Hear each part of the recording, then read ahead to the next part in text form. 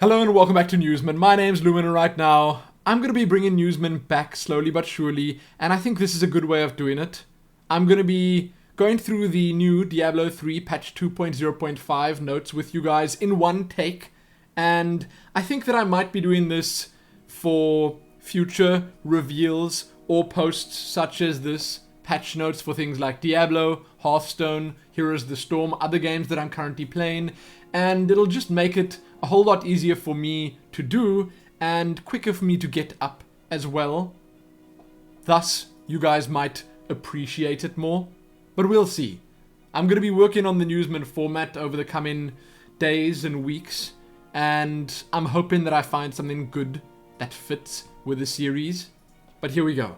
Diablo 3 patch 2.0.5 is now live in the Americas. By the time this video goes up, it should actually be live in the EU regions and the rest of the world as well. So we're going to have a look at the full patch notes. This kind of came out of nowhere. I didn't expect this patch to be as big as it is, because the list is humongous, okay?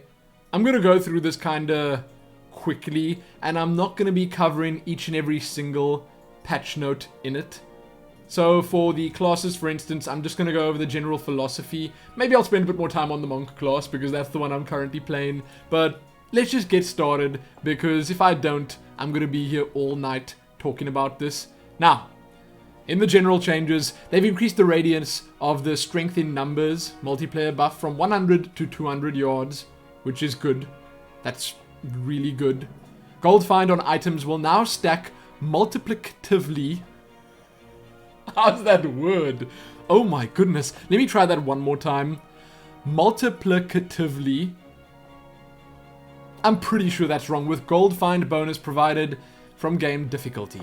This will significantly increase the gold reward most players will see when playing on higher difficulties or wearing gold find gear. That's pretty useful, if you ask me. Not that gold not dropping was a problem. I think most people just want more magic find, more chance on legendary items, or things like that. The crafting materials, for instance. I know a lot of people that are desperately looking for some of them and never getting them. Example, suppose you're playing on Master, which gives a 200% gold find bonus, and you have 50% gold find awarded from items. A pile of gold drops that would normally be 50 gold. Your difficulty bonus increases the 50 to 150. Your 50% gold find will now increase the 150 to 225 gold. That's quite a lot. The 300% gold find cap applied on items and Paragon points has been removed. Craziness. So everyone's going to be rich real soon. The vote kick system has received several changes to make it less restrictive. Super happy about this. Vote kicking is now available after you've been in a game for 2 minutes, down from 5. Killing a champion or rare pack no longer disables vote kicking for 15 seconds. After a boss, vote kicking is disabled for 15 seconds, down from 3 minutes. That was way too long. Okay, so someone could kill a boss, idle for 3 minutes, then jump back in and still not get kicked. Some additional restrictions were also relaxed. Known issue, the tooltip will not reflect these changes. Turiel will now chat about his poor eating habits with less frequency. That was all over Reddit at one point. Now we're going to move on to the class changes. I was considering jumping all the way down to the other changes first, then talking about the classes, but I guess it makes more sense just going over them from the top down.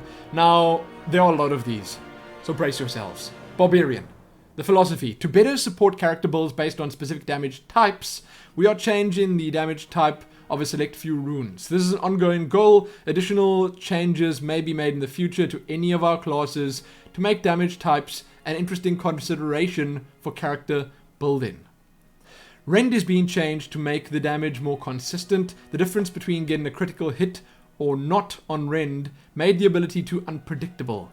This is particularly important when the player has the option of reapplying their damage over time effect. Finally, we are buffing the least used Fury Spender, Seismic Slam. While there will always be a least used skill, we feel the aesthetic of Seismic Slam is very strong, and we would love for more people to enjoy using it. To this end, we are making the skill mechanically easier to use, as well as directly buffing the damage. Now, that's all I'm going to say about Barbarian. I will just mention that there are a whole bunch of changes. There are new runes for some of the skills that you can check out here. There's a whole long list of changes made to Seismic Slam and a bunch of other stuff. 2 of the passive skills were changed as well. Inspiring Presence, the range was increased to 100 yards. And Relentless now has a buff icon when it's active. Kinda cool. So, Crusader saw the most changes by far in this patch. And the philosophy behind the changes is as follows. Crusaders should be the toughest class in the game and are currently not. We've increased the 15% damage reduction to 30%. That matches that of the Monk and Barbarian. In addition, we are removing the movement speed penalty on Heavenly Strength, while also... How are they doing that? What's the downside to using Heavenly Strength then? Okay, we'll see. I'll go through some of the others and see how that fits in, while also changing Fervor to be a very strong passive for Crusaders who want to play a one-handed build. I guess. Together, these changes should solidify the Crusader fantasy of a powerful tank wielding a giant shield. That would have been the fantasy for me. I would have made the tankiest possible class. I'm actually considering doing something like that with Monk, but more on that later. To better support character builds based on specific damage types, we are changing the damage type of a few select runes. This is exactly the same as that of the Barbarian section. Akarat's Champion has been redesigned. Many of the runes were lackluster, while Rally was both too strong, but also promoted a style of play that consisted primarily of mashing buttons mindlessly.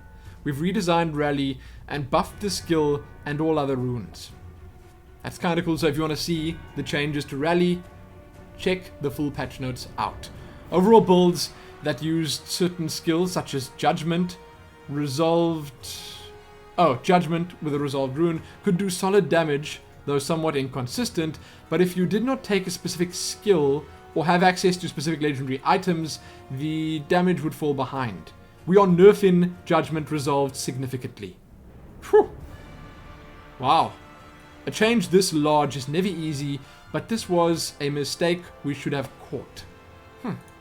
To keep Crusader damage competitive, we are buffing most of the Crusader's damage abilities across the board. I'm pretty sure all Crusaders are really happy about this. While a few skills have come down slightly in damage, the vast majority are being increased, some by a large margin. I'm kind of curious by how much, so I'll just skim through the actual changes. Fist of the Heavens and Blessed Shield both fill a similar role of being ranged multi-target skills. In order to provide better differentiation, we are adjusting Fist of the Heavens to be better at damaging a single target. I actually agree with that change. I mean, I liked Fist of the Heavens quite a bit, but I always preferred using Blessed Shield because it always felt more powerful, just in general and in most situations, with the area damage component being a peripheral bonus. To this end, the damage of the primary strike of Fist of the Heavens has been increased, while the damage of the secondary bolts decreased. Finally, we have done significant redesign to the Crusader's passive abilities. We feel there was an overall lack of interesting passive choices on the Crusader. Rather than try to simply change the numbers on existing passives, we've tried to provide interesting and compelling choices. Crusaders now take, and this is as I mentioned before, 30% less damage from all sources. Imagine that as a buff just for existing Crusaders. They're going to jump in there and everything's just going to feel easy.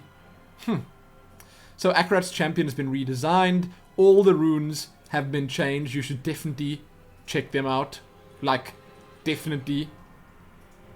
Wow. Blessed Hammer 200 to 320%. Blessed Shield 340 to 430. Oh my goodness. There are so many changes. Falling Swords damage increased from 1,100 to 1,700. Fist of the Heavens doubled. Heaven's Fury 1,200 to 1,700. This is absolutely crazy. I'm just going through all of them. I see all the laws cooldowns have been reduced by 30 seconds. Phalanx weapon damage increased. Let's see if we can find Shield Bash has been, I would say, redesigned as well. Slash, 50% extra damage on that. Whew. Let's just find the passives. Huh. There are actually a whole bunch of new ones. There's Fanaticism, replaces Nephilim Majesty. Fervor's been redesigned. Finery's been redesigned. Oh my goodness. So, I'd love to hear from all the Crusaders amongst you. How significant was this really? How significant does it feel in-game? Was all this that was done as huge as it seems? Because it does seem huge. Demon Hunter has pretty much just one paragraph. So the philosophy, Demon Hunter survivability is lower than we would like. While the Demon Hunter is not as tough as the other classes, this can be frustrating. Well, I guess they mean while it's not meant to be as tough as other classes, this can be frustrating when taken to an extreme.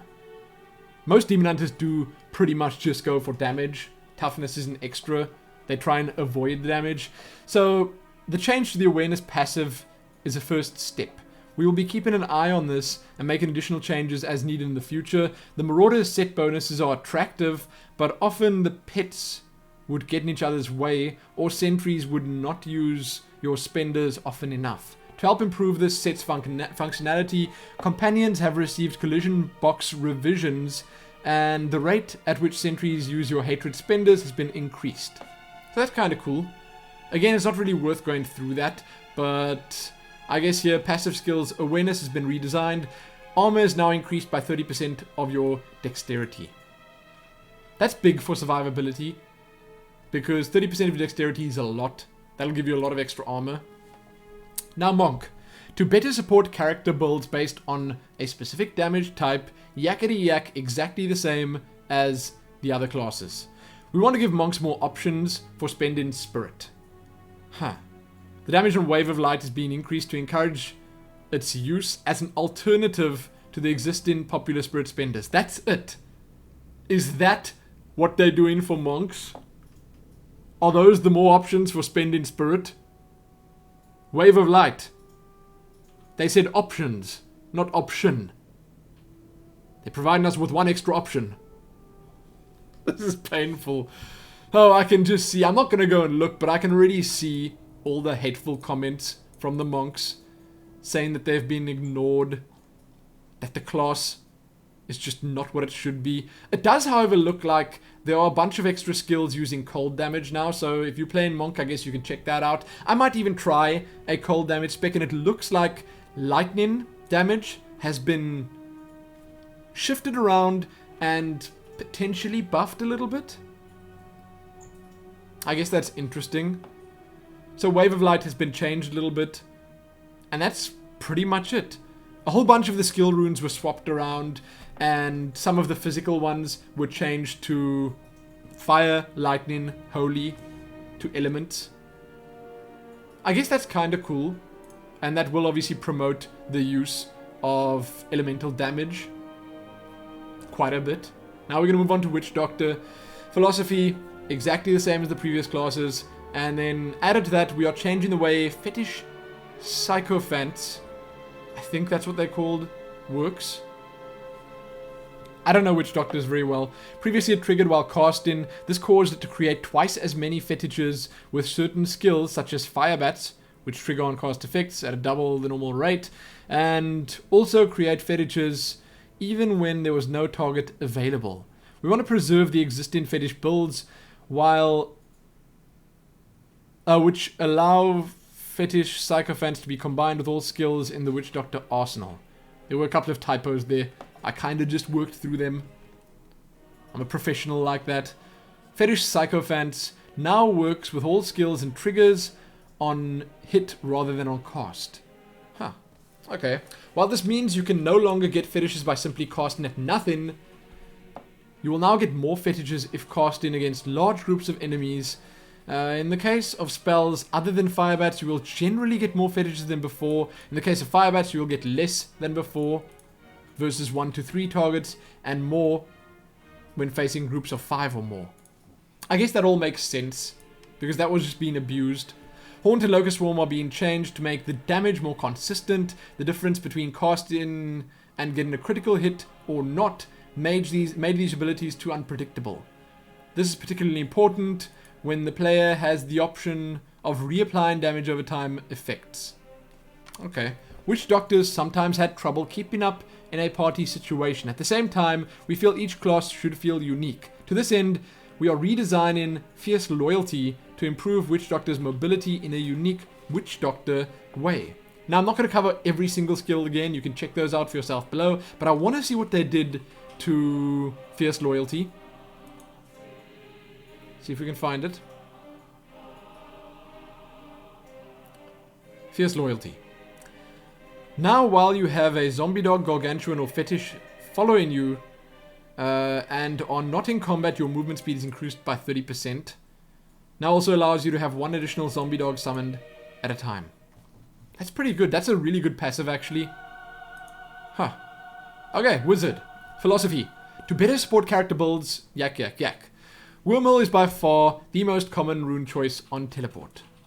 While we like functionality and frequency... while we like the functionality and frequency with which it allows you to cast Teleport, we do not like the frustration it sometimes produces. Players are often left ticking wildly, feeling punished for misclicks.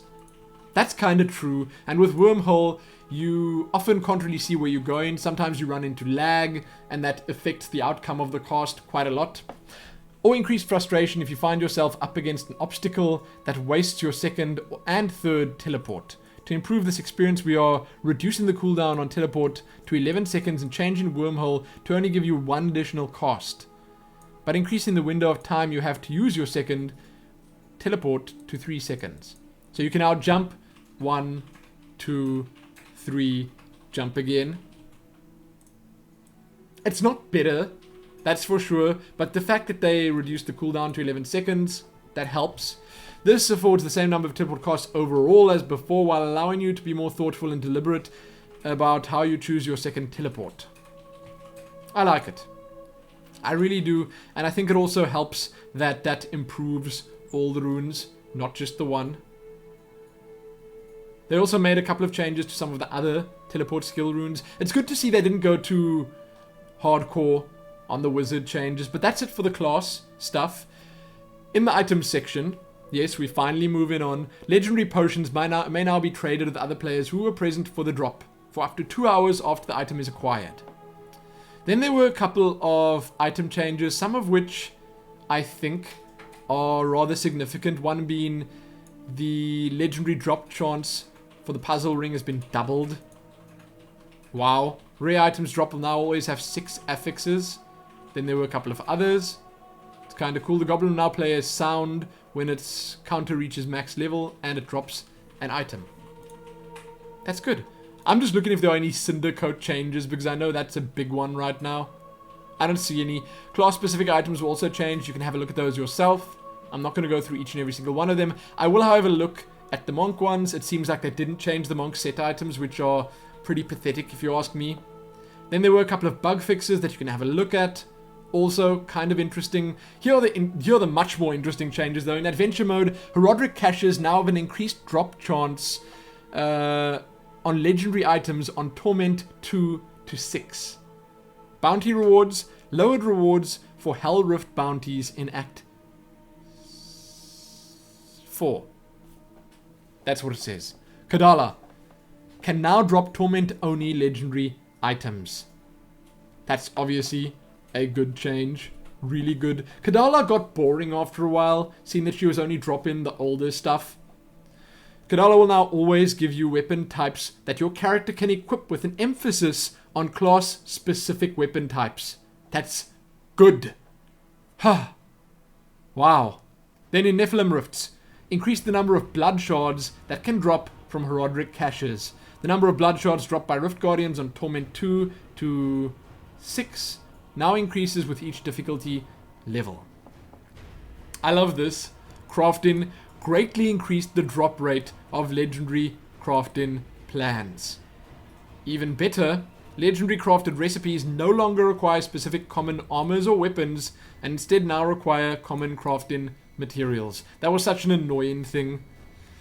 Plans, Reapers, Raps. Malthael will now always drop the plan for Reapers, Raps when killed at level 60 or higher if the player does not have the recipe. That's kind of good. Then there were a couple of jeweler changes. Sovereign rings and amulets now require marquee gems instead of imperial gems. I might actually make some of those now. Unsocket costs for top tier gems has been reduced, which is really good. For flawless imperial it's 150 to 125k. For royal it's 250 to 150k, and for flawless royal it's 500k to 175k. That's a huge difference right there. Mystic, it's no longer possible for the same affix to be randomly selected as a replacement for both of your new rolls. That is going to make it much easier to reroll items. That was super annoying, by the way. When enchanting an item, the original affix will now be forced into the pool of possible replacement affixes. I think it's still overall better. This will allow legendary items with affixes that are normally unavailable on that slot to roll for that affix when enchanting. Okay. Huh. Pretty cool. Followers are now available at level 1 in adventure mode. Okay, good. So then there are a bunch of monster changes. Not sure if I'm going to go through all of them. Let's see. Champions and rares can no longer spawn with 4 of the following affixes, and the frequency at which they spawn with 3 has been reduced. Arcane, Desecrator, Fire Chains, Frozen, Frozen Pulse, Molten, Mortar, Orbiter, Plagued, Poison, Wormhole. Champions and rares can no longer spawn with both Plagued and Desecrator at the same time. That is, well, going to make things a whole lot easier for me. Then user interface. Friends who are currently playing Diablo 3 will now be sorted to the top of the friends list. Okay. Legendary items received from Kadala will now be broadcast to the clan. That's kind of cool. Elite kill messages will now also appear in single player games. Then there were a couple of bugs here, and a couple more bugs, none of which say anything about. I just looked through all of them. The lag and the stuttering in Nephilim Rifts, and when you open your inventory, that kind of sucks, but that is also sadly the bottom of these patch notes. That's the end of them. Crazy. So many changes, and I would say so many good changes. I am super keen to hear what you guys have to say about the different class changes, because a lot was modified here. I, for one, as a monk player, am not as excited. I'm not all that excited about the changes they made. I might actually jump in and make a cold spec, or try cold spec out. I'm guessing it's not going to be as good as Lightning, but if I was playing Crusader, I'd be super keen to jump in right the heck now to see what's happened. So let me know. If you are anything other than Monk, tell me what you think about the changes. If you are Monk, tell me if you're as displeased as I am. Let's hope that they made some changes to the performance of the game and they just didn't include them here. So again, you can check the description below this video for the full patch notes. Let me know what you think, and you can check back here soon for more. More Diablo videos, more gameplay, more Newsmin episodes, and all the rest. Most importantly though, happy jumping back into Diablo and, well, kind of experiencing a whole new game, because a lot's been changed. Happy that.